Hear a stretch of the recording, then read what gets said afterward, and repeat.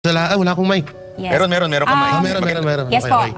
Sir Banat Like, no, and shoutout sa Sir lahat. Jay Guevara, no, putulin muna natin yung ano natin. Papasukin muna natin via phone patch ang ating kapartner na si Jason Rubrico. Live po yan doon sa KOJC compound para magbigay po ng update natin ngayon. Jason, magandang gabi.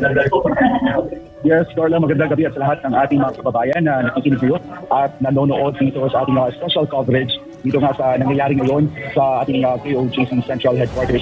Gusto lang natin i-report, ito na naman pong isang insidente na nangyari dito sa Gate 18 dito sa KOJC compound, still involving Police Colonel dito Patay. Kung matatandaan natin mga kapartners, si Colonel Patay po yung nag-viral dahil tinatanggal niya ang face mask ng isang KOJC missionary at nagbantang huwiin kapag hindi sumunod. So kanina, mga around 9:30 ng gabi, after yan ng prayer, pumasok sa loob ng scanner area dito sa Gate 18 ang nasa 10 pulis dahil gusto nila na may tao din sila dito sa loob ng scanner area. Then tayo mga taga Kingdom of Jesus Christ ay hindi tayo pumayag kasi ayaw nga natin na mag-aya sa cathedral na sila lang yung human control. Now here comes Colonel Patay, sinisigawan niya yung mga tauhan niya. And then may isang box with flashlights na hindi niya itinadaan sa scanner.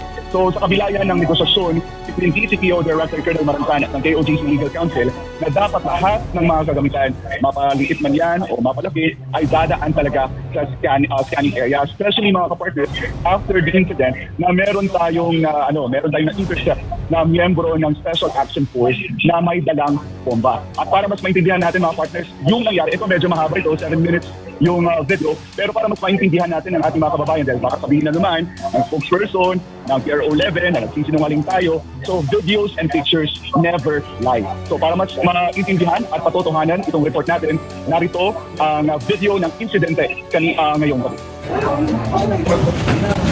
Ano meron, sir? Okay. Ano po kasi yan, sir?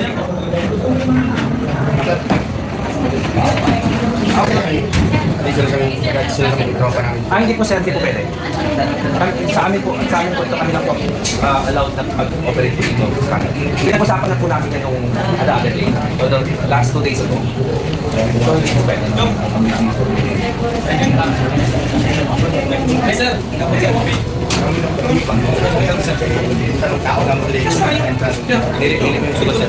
inspection naman mo dito. Pero sir, ako man ito sir. Kung nagdiba naman yung inspection, pwede yung inspection sir dito eh. Tanang tao, musulod man sir. Para sumaan po ang gigit sir. Hindi pwede sir. Hindi pwede sir. Kaya ka na pwede sir. Kaya mo sir. Kung mag-inspection mo sir, dito mo sa gawas. Dito mo sir sa gawas mo sir. Mag-inspection naman dito sir. Yes. Naman may table dito sir. Pag may time dito sir. Dito sir, mamaliw sir. Usap sir. Same naman sir. Mag-inspection mo dito. Inspection po may dito sir. Diba? Fair play na siya sir. Okay ba na siya sir, mga officers?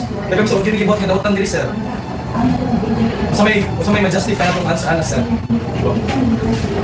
Hindi naman po pwede sir. Wala po kukuhin diri sir.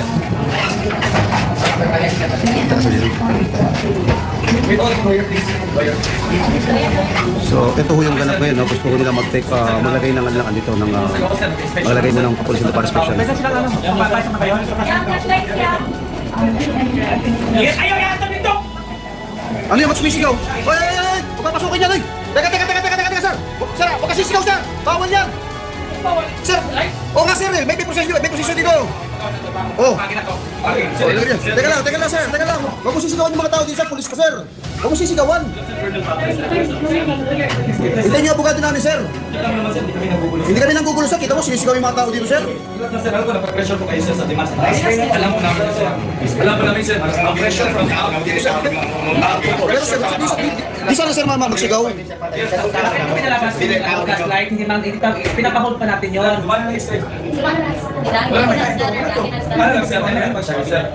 The pressure is so real. I know that. The pressure from your general is so real sir. Napo-force kayo magpa-implement kahit unlawful. Like here sir, ay kung pabinong sir. Dito mo sa gawa sir. Kung okay lang sir, mag-imo po inyong scanner dito sa gawa. O, dali lang sir. Pwede mas ganyan. Dili sir. Please lang sir. Dito mo sir. Ganun din mo kapag sir. Kung sa'yo sir, dito lang mo sir gawa sir. Pwede sir. For our safety sir. Dili sir. Bakit naman na nangyari sir? Okay lang dili sir. Dito lang po sir gawa sa gate sir. Kaya nag-inspection lang po sir. Wait, halfway lang na, sir. This is orders. Pamilya ko sa mga, hindi naman pwede ng anak. This is orders. Relax mo, kaya kamuli na pressure mo sir, na pressure. Pero meet halfway ka sir. Hindi mo na pwede nyo atanan sir. Mag-rosyo kayo sa. Salamat kayo sir, salamat kayo sir. Ayun ang sabihin mi sir, kayo mga tao may dali sir. Oh yeah, hindi kami nagsigaw si sir. Sir, hindi po kami nagsisigaw, sir. Pressure na, mga kapatid, ito yan ang story niyan. Okay lang yan. Naintindihan namin yun, ang sinigawan niya yung tauhan niya. Naintindihan namin, ganito kasi yung story mga kapatid. Sobra na yung pressure sa kanila. Kasi yung taas, grabe na nag-demand. 8 days na po, wala pa sila nakuha. 8 days na po, so grabe yung pressure. Naintindihan namin yung mga nasa baba, colonel, mga lieutenant colonel, lalo na yung mga foot soldiers natin dyan, rank and file. Grabe yung pressure sir. Na-feel po namin yan sir. Kaya we will meet halfway. O naman po karapalan sir, napatid ba naman dito? Kukunin niyo po sir. Sa amin po to sir. Sir, explain ko po sila bakit po kami nandito sir. Sir, may nakalusot po ng explosive. Kaya doon pa lang sa labas yung kayo po nakakilala sa polis, bawal yan, may granada, bawal yan, may TNT. Kayo na po doon explain sir. Pangalawa po sir, marami po dinamitan niyo po ng pulis, pulis. At dininay po yan ni Fajardo de la Real, magaling na sinungaling spokesperson niyo sir. Sa amin daw sir, pulis daw po yun sir. Ay pagod ang mukha. Hindi po sir, iniskortan po ni Colonel Serrano, ginawa po taga-hukay doon sila ang GMC sir. Sir, marami po yung video, so with due respect. Wala na sa level kasi namin. Oh, alam ko po sir. Kaya pag-iusap namin, if you want to conduct mga inspection security purpose, doon po, maintain po kayo doon sir. Pero ano po problema sa Mr. Mag-iusap lang talaga. Kami sir, no, mahina, hindi kami, ayaw namin ng gulo sir, please lang po. Pero kung ang purpose natin sir, mas safety, dalawang security, maganda sir. Screen doon, screen kami dito sir. Wala po sir. Salamat po sir. Halfway lang tayo. Salamat po, salamat. Thank you, sir. Thank you, sir. Salamat po sir. Thank you, sir. Thank you.